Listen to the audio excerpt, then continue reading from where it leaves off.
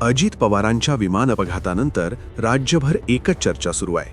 हा केवळ अपघात होता की घातपात?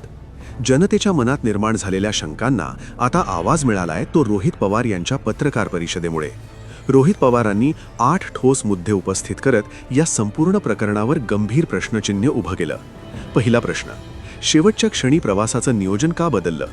अजित पवार कारने जाणार होते, पण एका महत्त्वाच्या फाईलमुळे त्यांना थांबावं लागलं आणि विमानाने जाण्याचा निर्णय घ्यावा लागला. ती फाईल इतकी महत्त्वाची होती का? विलंब जाणीवपूर्वक घडवून आणला होता का? दुसरा मुद्दा, पायलटची ऐनवेळी अदलाबदल. सुरुवातीला ठरलेले पायलट बदलून वादग्रस्त इतिहास असलेल्या पायलटला का बोलावण्यात आलं? त्याची योग्य तपासणी झाली होती का? CCTV फुटेज उपलब्ध आहे का? तिसरा प्रश्न, अपघातापूर्वी ट्रान्सपॉन्डर अचानक बंद का झाला?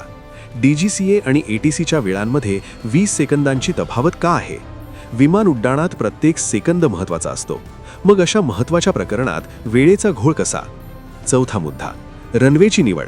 सोपा रनवे उपलब्ध असताना कठीण रनवेवर उतरवण्याचा आग्रह का? व्हिजिबिलिटी कमी असताना लँडिंगचा निर्णय का घेतला?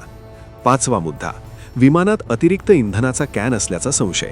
हे खरं असेल तर तो गंभीर प्रकार ठरतो. सहावा मुद्दा, अजित पवारांना आधीपासूनच जीवाला धोका असल्याची भीती होती का?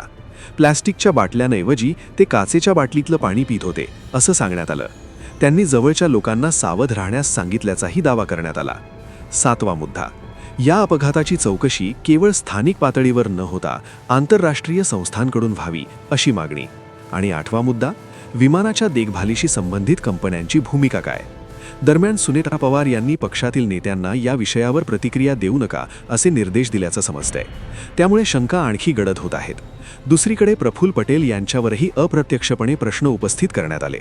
हे सगळे प्रश्न म्हणजे थेट आरोप नाहीत, पण संशय निर्माण करणारे नक्कीच आहेत. तपास यंत्रणा सत्य बाहेर आणेल का, की हा विषयही काळाच्या पडद्याआड जाईल? जनतेच्या मनातले प्रश्न अनुत्तरित आहेत. हा अपघात होता की घातपात? सत्य बाहेर यायला हवं का? तुमचं मत काय? कमेंटमध्ये नक्की सांगा.